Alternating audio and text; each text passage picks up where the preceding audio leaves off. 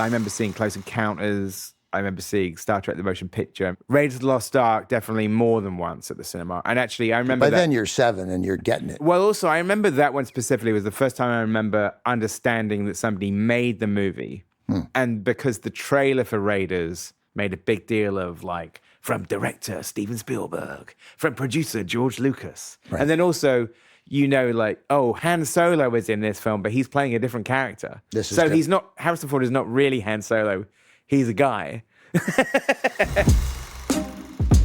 This is Talking Pictures, a movie memories podcast from Turner Classic Movies and HBO Max. I'm Ben Mankiewicz. Today's guest, Edgar Wright.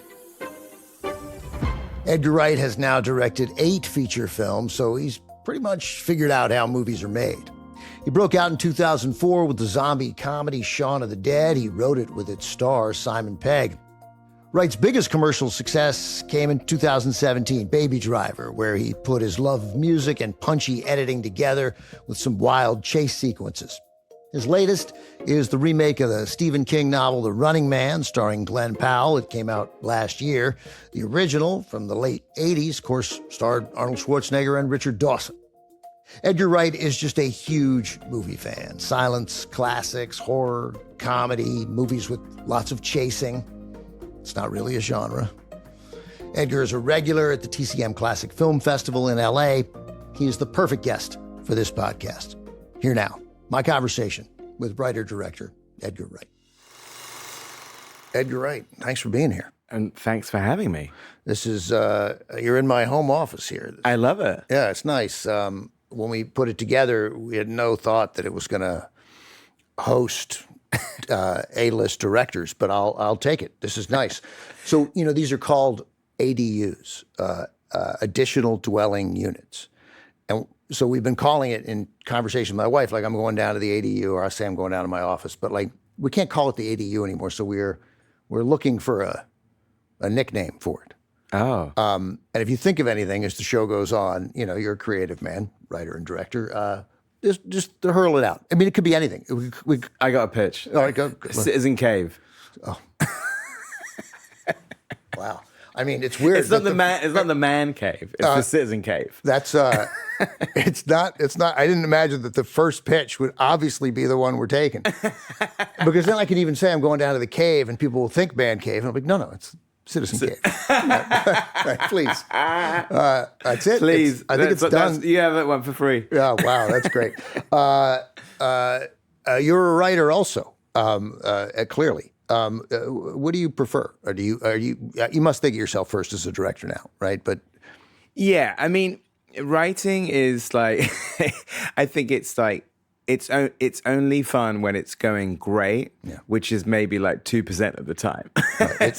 It's arduous and frustrating. It's arduous, and I think when I do write, usually I write with people. I've, occasionally, like with Baby Driver, I've written on my own.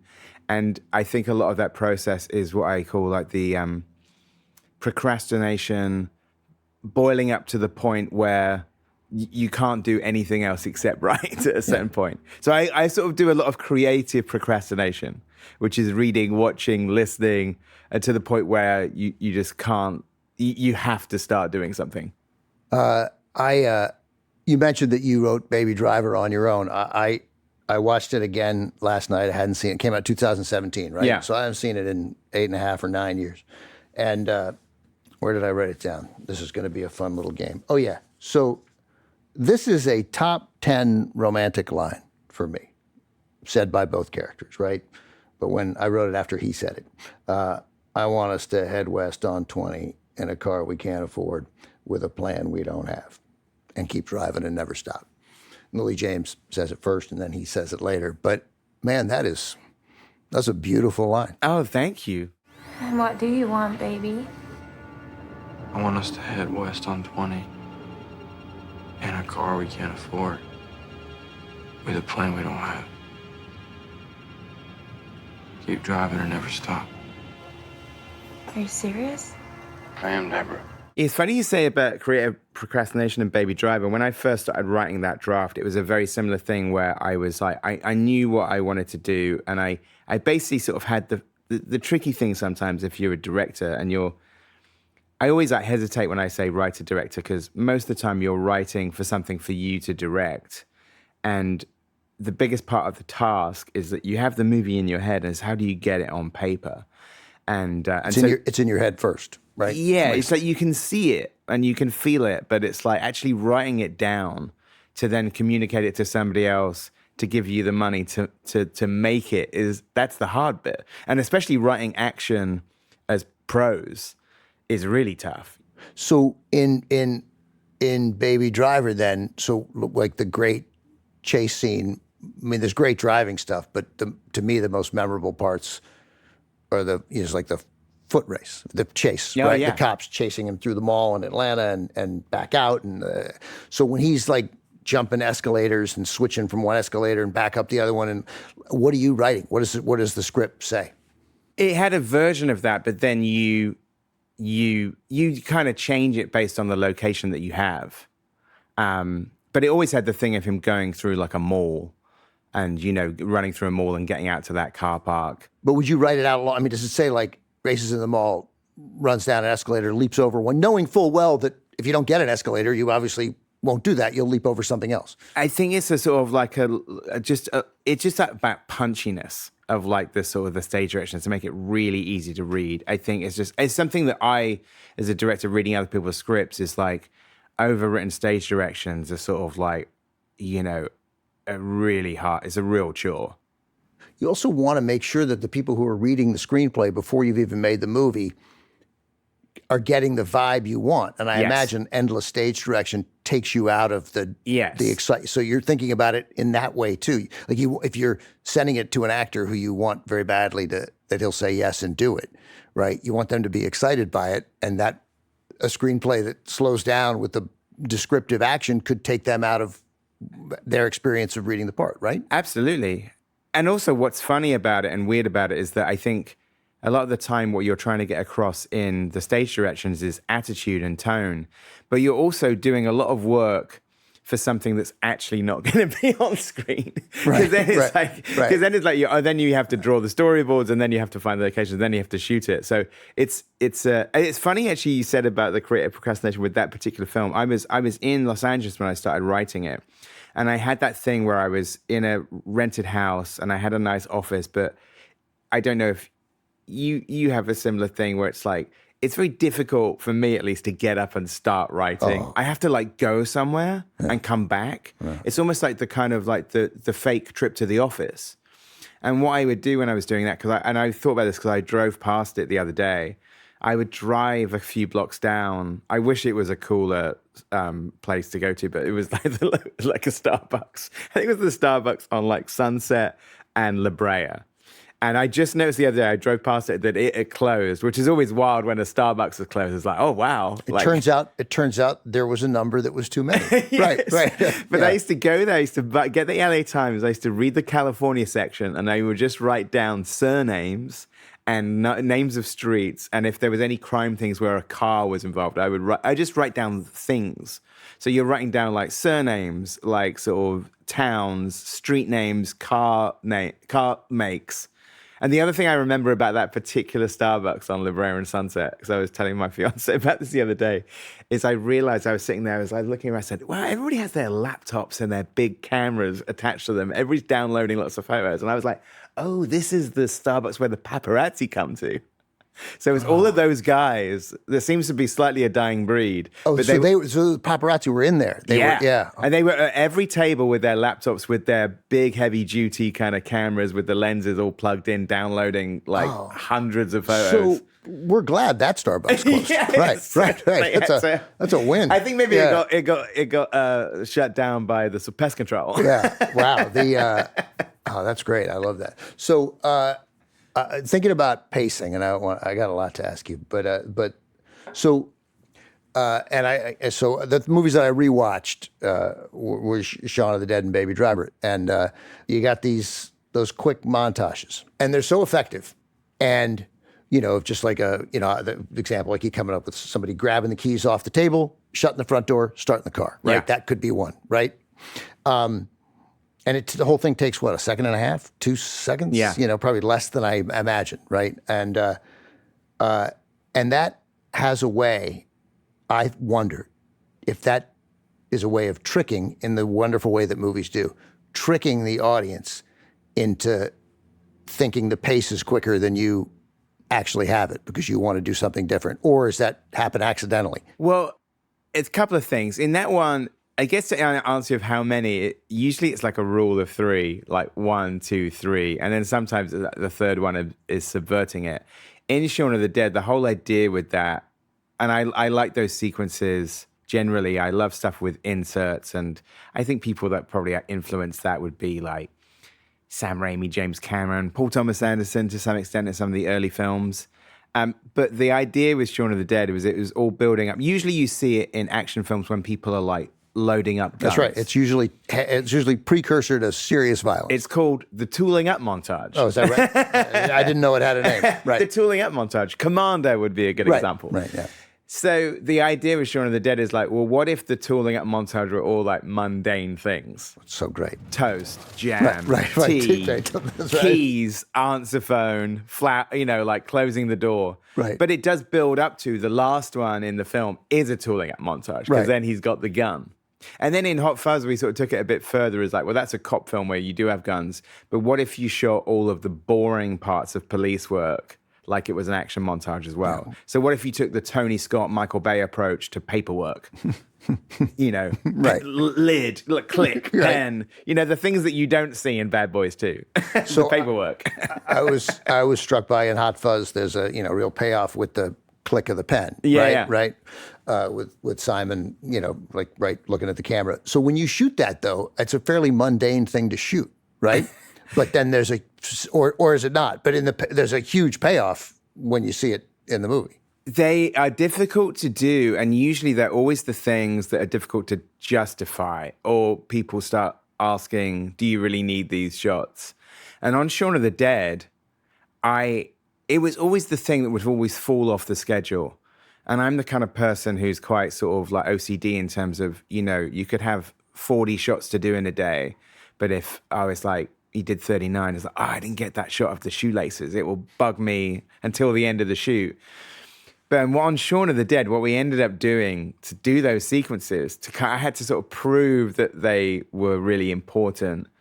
We ended up on some of our days, it was a low budget film. We had an A and B camera and we would stagger the lunchtime of like B camera. And I would stay with them over lunch and said, okay, we'll shoot these close-ups. And then we edited them together and showed them to the executive producers, and they were like, oh, okay, now I get it. But usually what happens is at the end of a film, you end up just doing all of the inserts. So on most films, Hot Fuzz and Baby Driver being two great examples, and The Running Man for that matter, is usually the end of the shoot. Is you're not ending in some kind of like triumph of like, this is the last shot, it's magic hour, the sun is going down, we're in the desert, there's this incredible shot.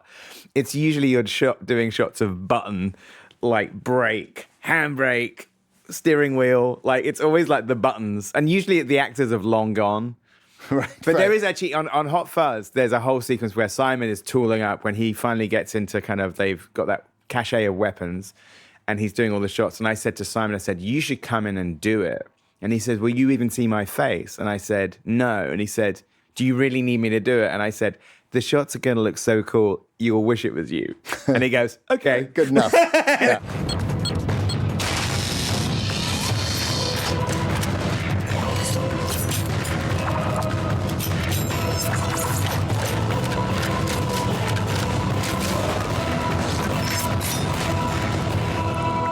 And also actors, I got to say, actors can act with their hands. Yeah. Doing that stuff is not easy. Yeah. And, you get sometimes extras in that kind of like, it is about you have to have some sense of movement. I always think that movement is so important. And I always started to think doing movies where the difference between an actor and a movie star. I wanted to ask you about that very thing because that fascinated me. Well, I felt like an actor acts and can disappear. And a movie star knows where the camera is and knows where their light is. And that's not it's not an insult in any way, right? Like Daniel Day-Lewis is an amazing actor, and he he disappears, and you got to capture that on camera.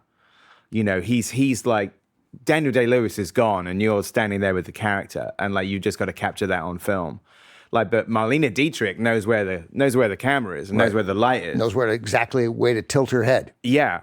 And I think it's an interesting thing when you work with people who are like dancers or have any kind of dance background. That's a sort of, and obviously there's a lot of actors that I've had in my films that have that, you know, Anya Taylor-Joy, Ansel Elgort, like those people who've got that kind of like movement background. And you can tell there's a different sort of quality to it. But that's, again, I'm not making the distinction in terms of a movie star is better than an actor. I just started to notice that in terms of like, oh, you know, movie stars know where the camera is and how to act opposite the camera, not just the other actor, if that makes sense. Yeah, totally. And so as a director, then you know that your challenges, your duties, what you need to do is slightly different depending on what kind of actor that is. Absolutely. Right. A lot of your work as a director is strategizing between different people's performance styles, especially if you're doing an ensemble film.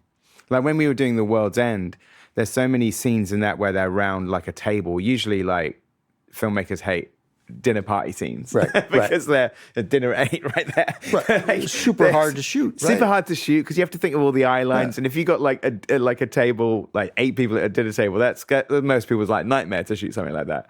We had a lot of scenes with 5 people around a table. And you used to kind of figure out, myself and Bill Pope, the cinematographer, would figure out the order in which we should do the actors based on how quickly, what their particular style was. And like, it was like, Paddy Considine's amazing, but he's like lightning in a bottle and you're gonna get the first 3 takes. And then Nick Frost next. Eddie Marsan is like right in the middle. Martin Freeman and like Simon Pegg are like the Energizer bunnies who can just go and go and go. So it's like, that's the order. And then by the 3rd day you do that, Simon Pegg goes, can I go first tomorrow? Like he starts to figure out what's going on. Yeah, he's clued in, and then, but you're putting him last because you know that it doesn't matter how long you have him. He's the co-writer, right? Like he knows the lines more than anybody because he co-wrote the script with me. And he always comes out like a cannon's been fired, right? The energy he's like is always so really there. consistent. And that's not to say like the other things are wrong. It's like some people just have an energy where it's like you have to capture that. You have to capture that in the first 3 takes because then that's their energy and they're fired up to go and that's it, you know? We still have to get some of your history in here. No, totally. So we'll do that. But we're going to take a quick break. We'll come right back with Edgar Wright on Talking Pictures.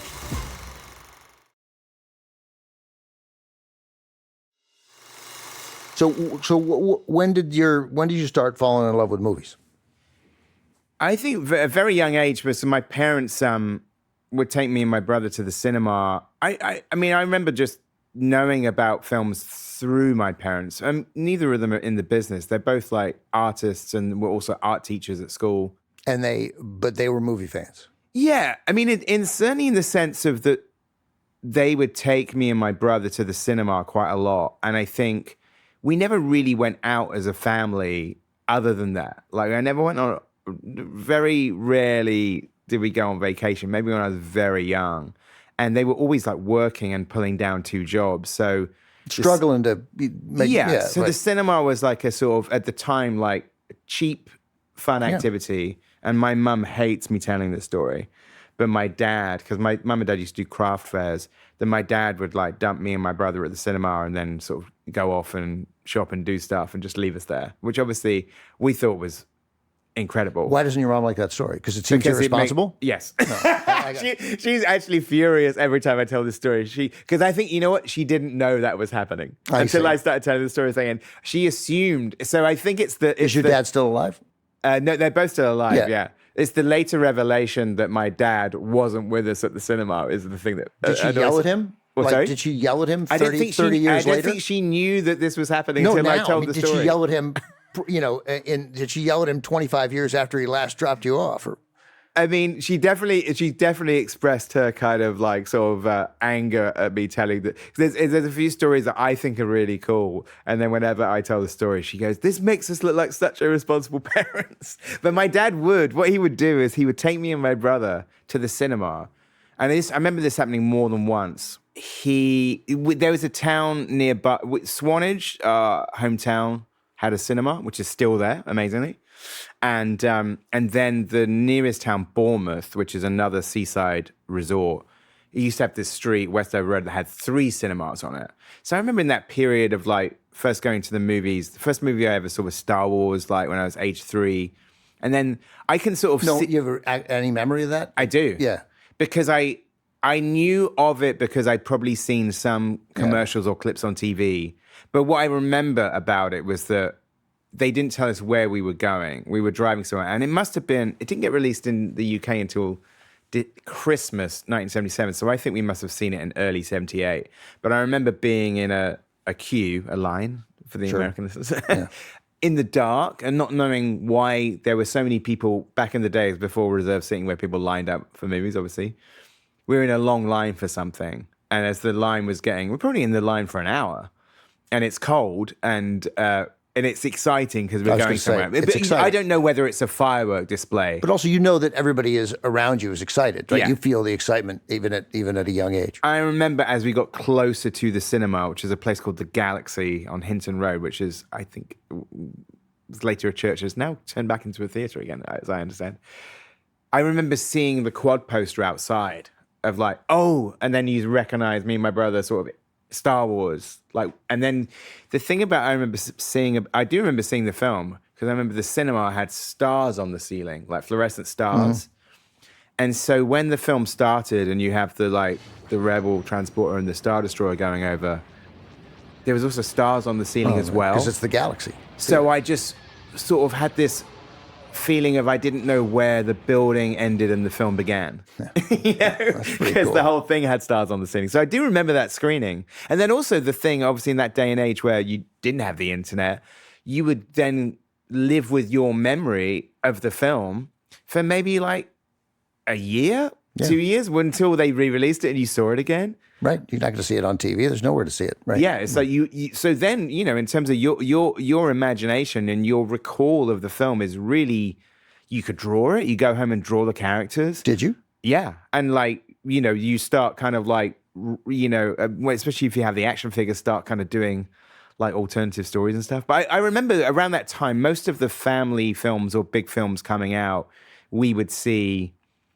I remember seeing Close Encounters. I remember seeing Star Trek: The Motion Picture. I remember seeing Watership Down, The Lord of the Rings, Ralph Bakshi one, Popeye, Raiders of the Lost Ark, definitely more than once at the cinema. And actually, I remember By then you're 7 and you're getting it. Well, also, I remember that one specifically was the first time I remember understanding that somebody made the movie. And because the trailer for Raiders made a big deal of like, from director Steven Spielberg, from producer George Lucas. Right. And then also, like, oh, Harrison Ford, Han Solo is in this film, but he's playing a different character. Harrison Ford is not really Han Solo. He's a guy.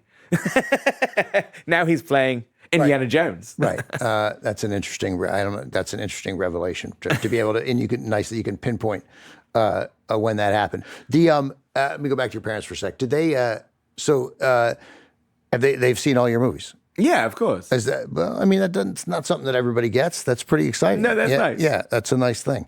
Do they love them? Yeah, no, they're very proud. And yeah, absolutely. And I think, my parents are, my dad certainly is very elderly and what are their names, by the way? Chris and Leslie. My mum is in Hot I Fuzz, literally actually. don't know which one is which. Okay, yes. I know they're both those names. Yeah, so right. Chris is my way. dad, Leslie is my mum. Yeah, are you sure? She's in Hot Fuzz. She's one of the Village of the Year officials that turns up at the end, shocked and appalled.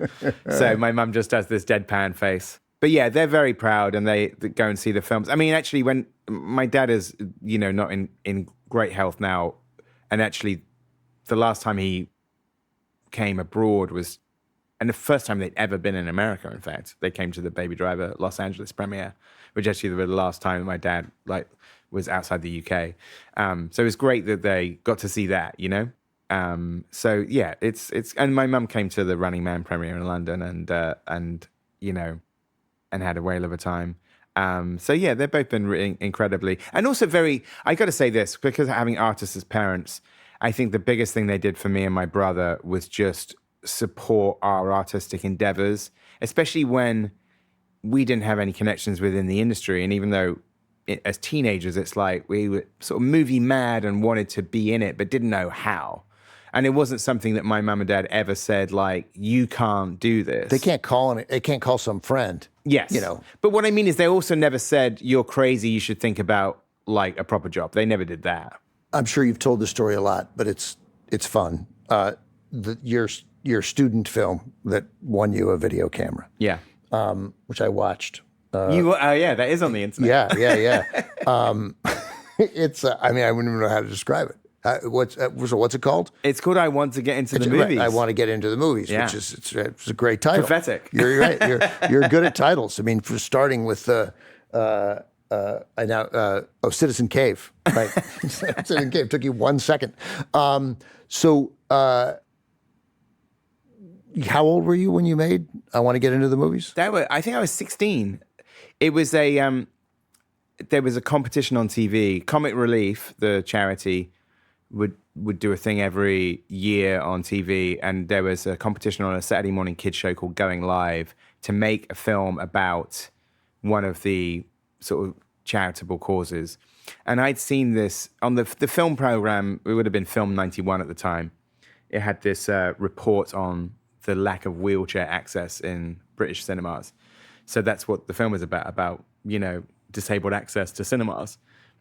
And the thing that my mum and dad had done for me and my brother is bought us a Super 8 camera. We had a secondhand Super 8 camera that was like a joint birthday and Christmas present for me and my brother. For both of you. Covering four gifts. Four Right, gifts right. in one. Yeah, right. A Nice. Secondhand Braun Nizo. That's economical parenting. Yeah. So I'd made this thing like at night. I stayed up I stayed up into the wee hours. I remember it was actually I had the TV on. It was the night that Gulf War broke out. I remember because that was on the TV all night. 91, yeah.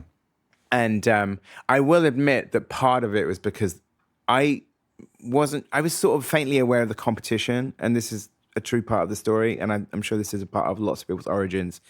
It was because a girl that I was going to had say a crush on the at word school. the word girl was going to come up here. Yeah. She, by the way, I never was in a relationship with this girl. I've mentioned her name so many times in interviews, so I can do it again because she always likes it when I name check her. Fiona Lennon. But I did have a crush on her, and she said, "Hey, you should do that competition that's on TV." Well, say no more. right. Yeah. The better part of the story is then I won the competition and we got married, but no, it never happened. Yeah. So you win the contest, right? And then you're on TV, getting interviewed about it, right? Yeah. And that you're very encouraged not so much to be a filmmaker, but to be an animator. Yes. Like that host really wants you to be an animator. So is it that early that the seed is planted that you'd like to make movies, or does it just still seem like a thing you did as a 16-year-old trying to impress a girl? No, I'd already at that point, I'd sort of made my mind up, not that I had any idea how, that I wanted to direct films. And the real flashpoint for me, even though I was, a huge movie fan, these are in the days where my hometown is in Somerset, Wells in Somerset, not Wales. Movie magazines that would be in the news agents, like you wouldn't get Sight and Sound in there. You'd have to subscribe to that. Empire sort of came out. You'd have a thing called Film Review. In my public library, very few film books, no internet. So your knowledge of the movies is just what you can kind of pick up by osmosis in a way. Right. And Yeah, maybe the occasional film book or like a film guide, like our version of the Leonard Maltin's guide in the UK was Halliwell's. And so you'd read through that and pour through things, or maybe I'd, order a book about horror films. But your information about who made them would be a lot less than what it is now. Or obviously there were tons of film books out there, but they were not in my library. So and it's that thing where obviously Hollywood is 1,000 miles away, and I don't really know how Steven Spielberg then got to be a director.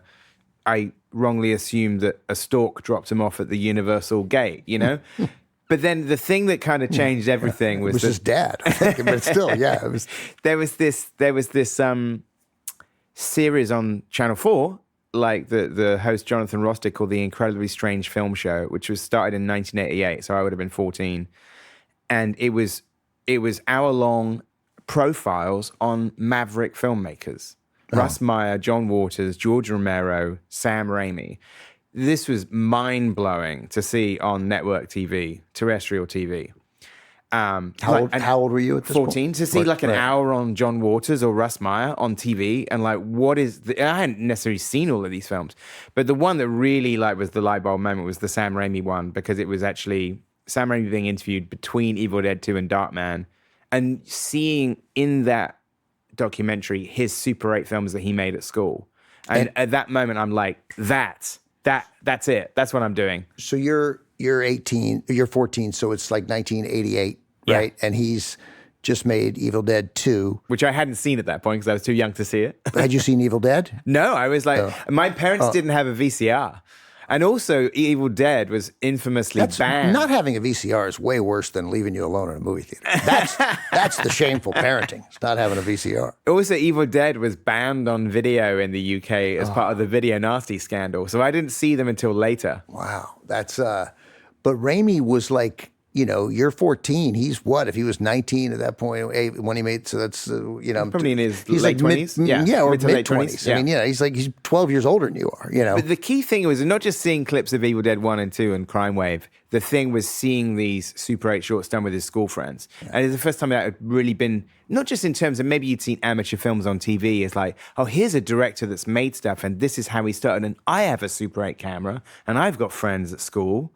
And let's just do that. Not to make you sound arrogant, but you see his Super 8 films and you don't think, oh, I'll never do that. You think, oh, I could maybe do that. Yeah. That's because awesome. it's like, it's clearly like him and his friends goofing around doing Three Stooges stuff. And then this is a guy, and then at 19, he's making Evil Dead. And so that was really the thing, was like kind of like, so I did, without really still knowing exactly how. And then in my like late teens, and I went to art college, actually went back to the town where I used to go to the cinema, Bournemouth. By that point, there were more like stories like this very much out there. Robert Rodriguez and El Mariachi, Quentin Tarantino and Reservoir Dogs, Peter Jackson and Bad Taste. Like Bad Taste, Peter Jackson's first film, is like, you know, a semi-amateur film that's in cinemas and was made over weekends with his friends. And it's like, okay, so there's a path into this, and I'm starting to understand what it is. And it doesn't feel impossible. No. Yeah. I mean, it's still obviously I got it. It's a long shot, but it's like, and also all of those people are not in Hollywood, you know? Right. That's right. Robert's in Texas, Peter's in Wellington. None of them are. No. Sam Raimi's in Michigan, you know? Right. None of them are right. So it feels attainable. You got to work and you got to get luck. But you're thinking, I want to pursue this. And of course, if you pursue it and don't make it as you could still end up doing something else in it. Yeah. You know, I mean, also, the George Romero story is he's like made a start in kind of like industrial movies and corporate films. Commercials and making corporate videos. Yeah. That's right. Yeah. So, of the directors you mentioned, how many of them have you lived in their guest house? Did you live in Peter Jackson's guest house? Did you live in Sam Raimi? I have stayed in Peter Jackson's guest house, actually. I'm very lucky, actually. Something that I really love about Los Angeles, I'm very lucky to have met most of my sort of heroes. Lived with them.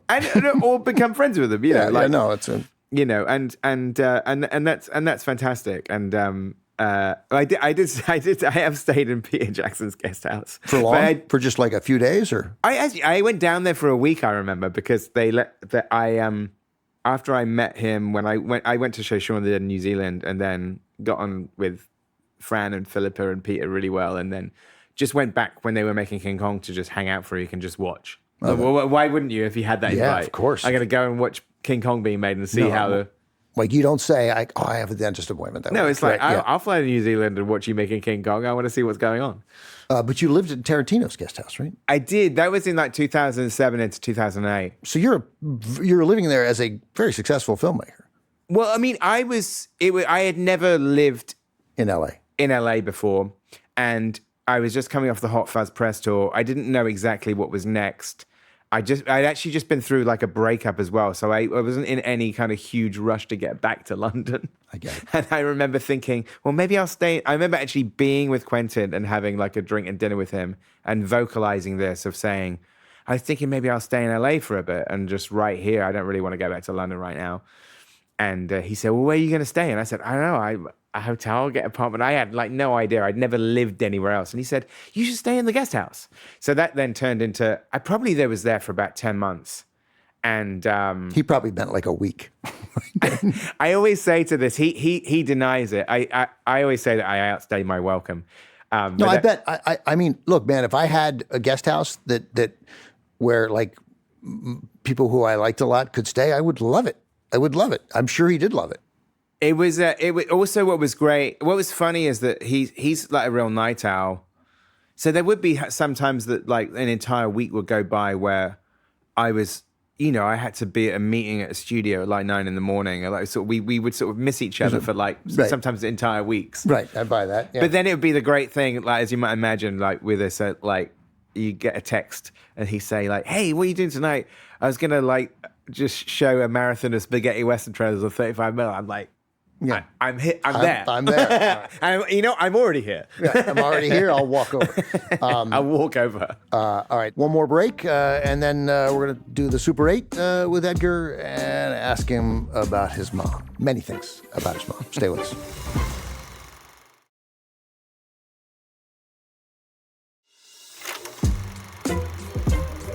You ready for the Super 8? Yeah. All right, we'll start. What's your most memorable movie watching experience? I have two, and one of them is TCM related. Oh, I love it. So I'll do the non-TCM one first. This is just something where it's not necessarily that this is the greatest film of all time, although I am a huge Jackie Chan fan. But I remember being in London in the sort of mid-90s, and there was a preview of Rumble in the Bronx. And I think at that time, Jackie Chan films weren't widely seen on the big screen outside. He's huge internationally, but in the UK, at least, I'd never seen one at the cinema, but he'd been like a huge cult figure. And so it was my first one I ever saw at the cinema. And there's a scene in the first 5 minutes of that, and it's completely packed in the Prince Charles when they used to have a balcony.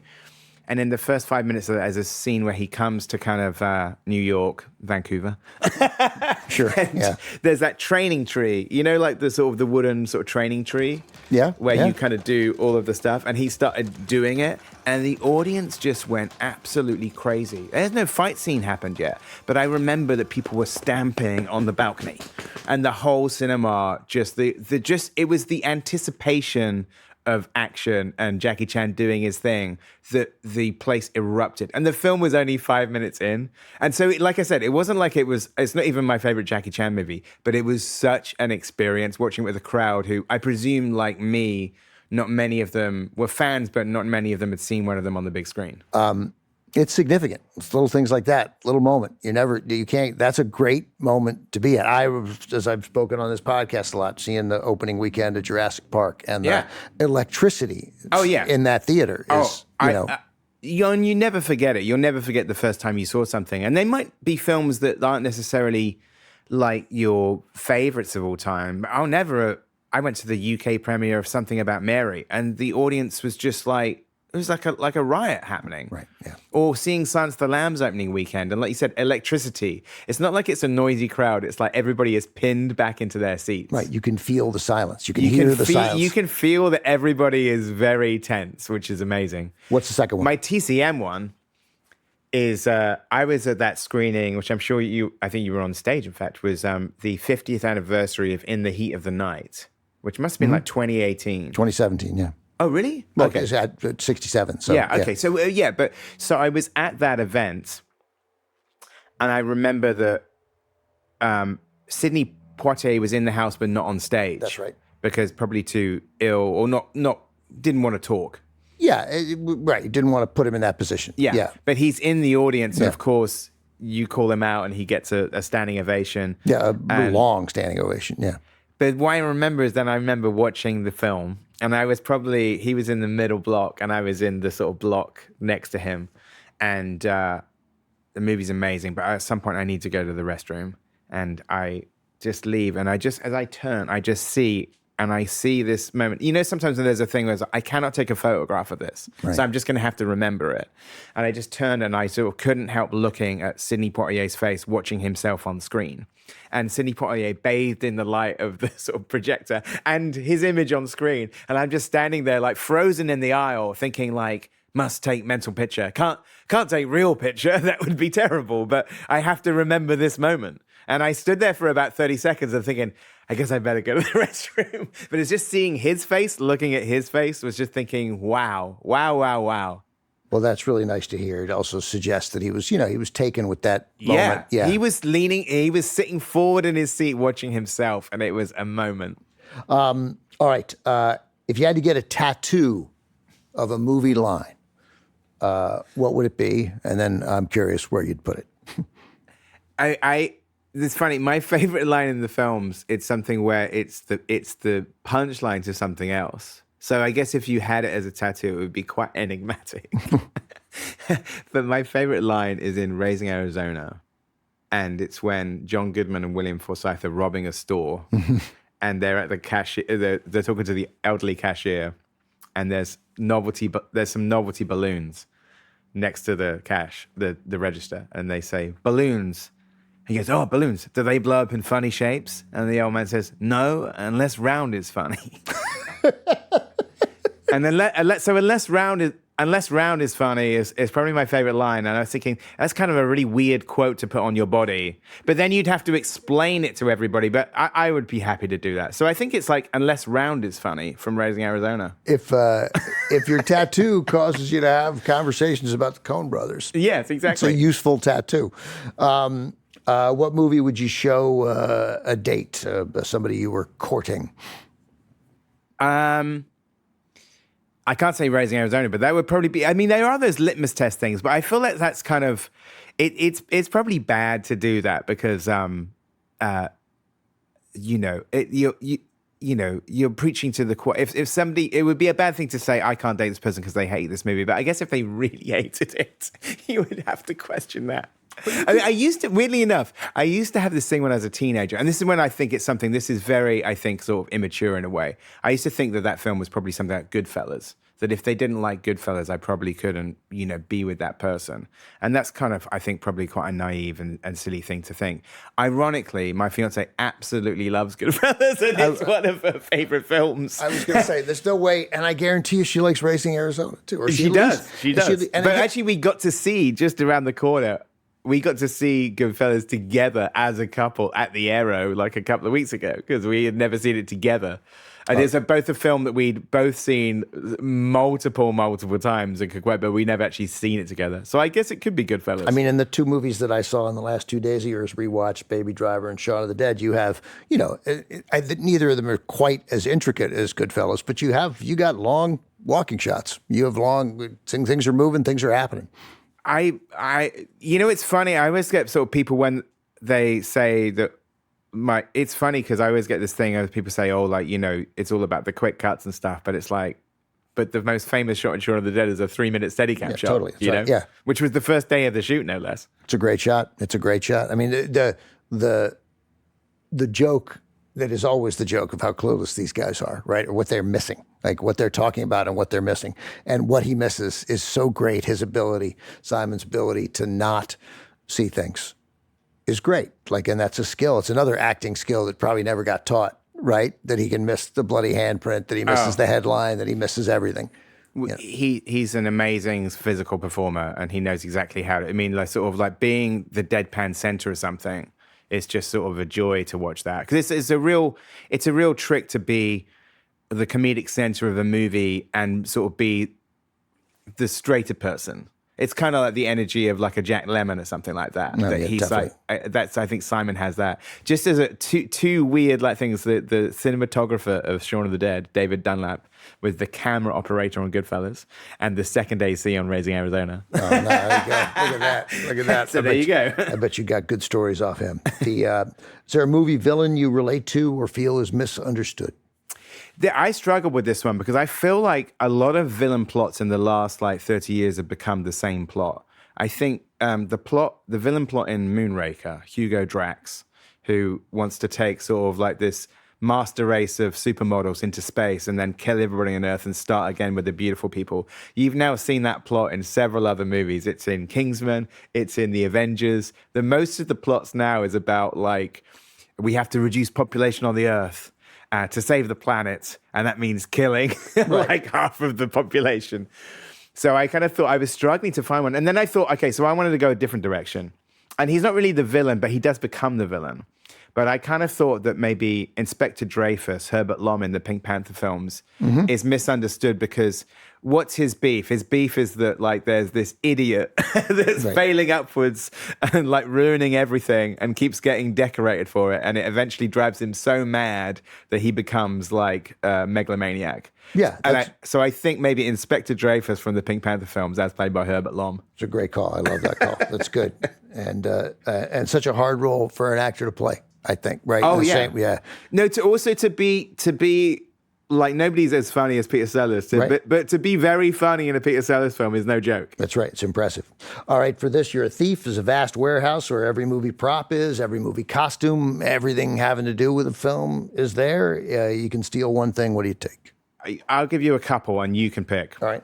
The Ark of the Covenant from Raiders of the Lost Ark. Sure, literally in a warehouse. In a warehouse. But it's got to be full of sand, like it is in the movie. Right. And it would just be the temptation. Imagine having that at a house party and the idea of taking it off is your face going to melt or not? Sure, right, yeah. And you could just encourage certain people who are really irritating you to, no, just go ahead and open it. Yeah. I'm going to look away. Yeah. The other things in that vein, one of them I sort of have a version of it, but it's not the original thing, is like the Necronomicon from Evil Dead. Greg Nicotero, the KMB impresario, worked on Evil Dead 2, gave me like a mold version. So I do have a Necronomicon, but so I guess I would have one. I guess the other one would be, great tactile prop, is the puzzle box from Hellraiser.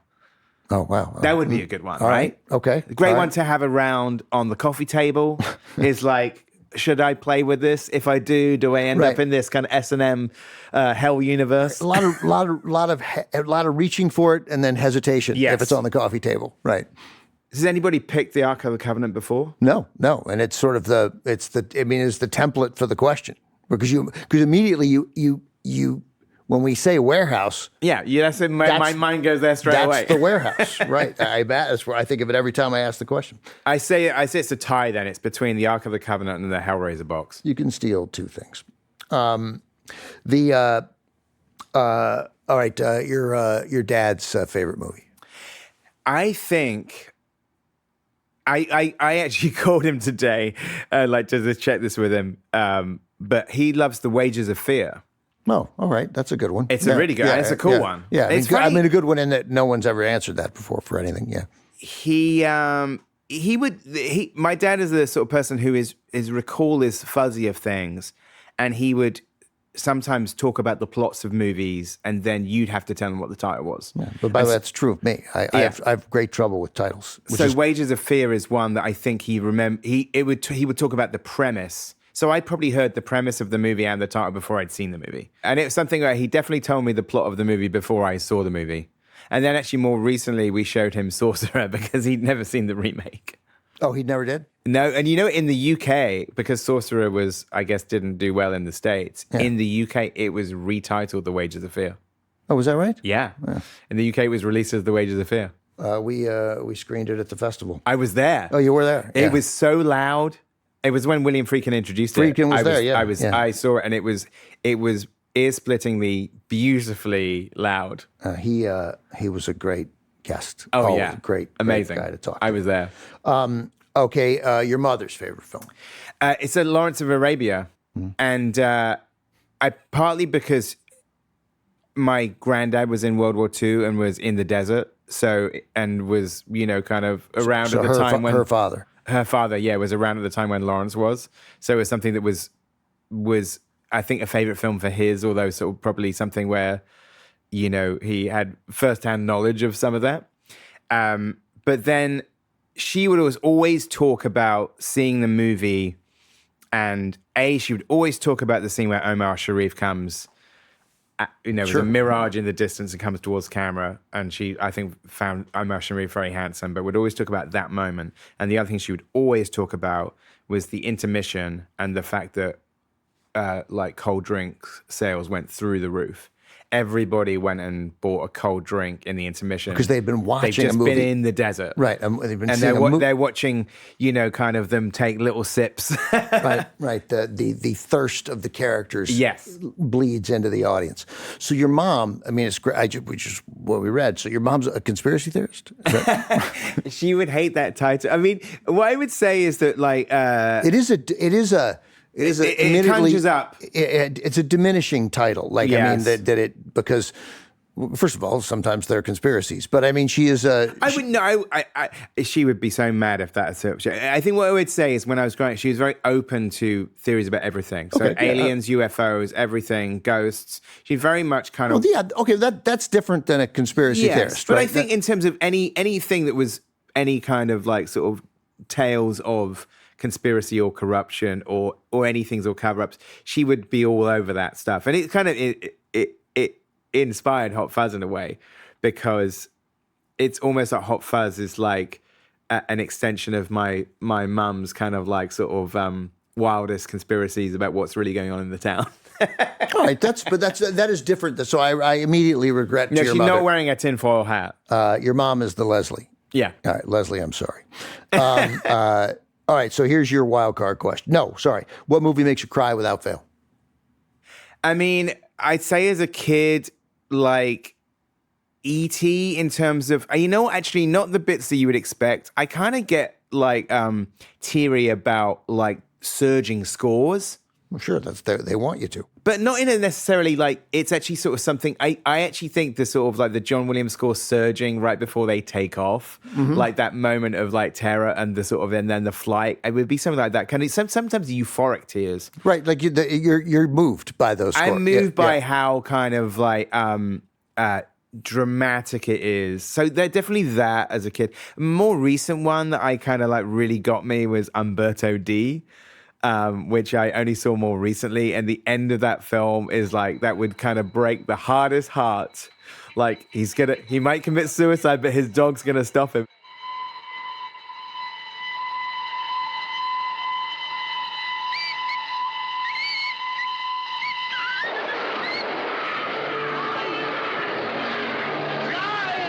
I don't know. I haven't seen that film. Well, I'm telling you now, you will cry. Oh no, I guarantee you I'll cry. I mean, if a dog is involved in saving their owner or a dog's love for their owners, and it doesn't matter how bad the movie is. It's a great one, and it's a great one. So those would be my two answers: Umberto D and E.T. Last question. This is your wild card question. So in the movie of your life, the Edgar Wright story, living or dead, you have a lot of filmmaking friends, a lot of filmmakers you admire. Your story, who directs it? Living or dead? Yeah, I mean, just saying, you could pick John Ford to direct it. I'm saying you can't because he's dead. But so maybe I'll leave out the dead part. Just who directs your story? Oh my God, let's say I'd like to see like the Chuck Jones version of my life. Could it be anime? Could Chuck Jones do it? Of course. Okay, yeah, that's of my course. answer. That's a very, by the way, incredibly safe answer. So, right, that's that way Guillermo del Toro doesn't say, "I can't believe you chose Quentin Tarantino." Edgar, thanks. This was great. Thanks for coming to my. Thanks for coming to my Citizen Cave. The Citizen Cave. Yeah. It caught on so quickly. It did. You made it. That's and that's a nice button to put on it. I can't believe you came up with that so quickly. Thanks, Ben. Thank you. Thanks for having me. Yeah. After we wrapped with Edgar, we realized that I forgot to ask him one of our Super 8 questions. Sorry. We know what movie made him cry. We did not get what movie always makes him laugh. So we got in contact with Edgar, and he sent us his response. I have not heard it. I'm going to play it now on my mobile phone. I will hear it along with you. Here once again, Edgar Wright. Hi, it's Edgar. The missing question, what film makes me laugh without fail? I can think of a ton of them off the top of my head. Some of them would be Airplane, Top Secret, The Naked Gun. 3 for 3. But also Sleeper, Bananas. 2 Woody Play Allen. Again Sam, Annie Hall. But also Young Frankenstein, Blazing Saddles. 9 for 9. So that's already too many. So why don't I go a completely different direction? And because he very sadly passed away recently, let's give it up for Rob Reiner's debut movie, This Is Spinal Tap, which is endlessly quotable and laugh out loud funny several times every minute. It's not a laugh a minute, it's like 10 laughs a minute. It's incredible, that movie. So why don't we say This Is Spinal Tap? Well, There you have it. Edgar Wright has picked This Is Spinal Tap. He named 9 movies prior to that. So, ironically, This Is Spinal Tap was the 10th movie he made, but we all know that Spinal Tap goes to 11.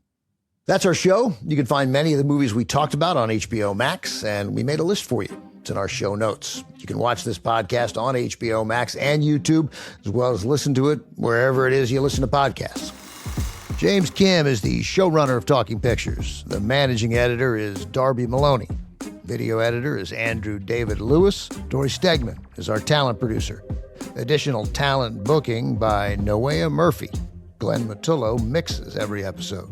Production support from Phil Richards. Director of photography is Fred Munoz. Camera operator Kristen Torres. Set design by Raphael Laurier and Leanne Reagan Barnes. Angela Carone is our director of podcasts at TCM.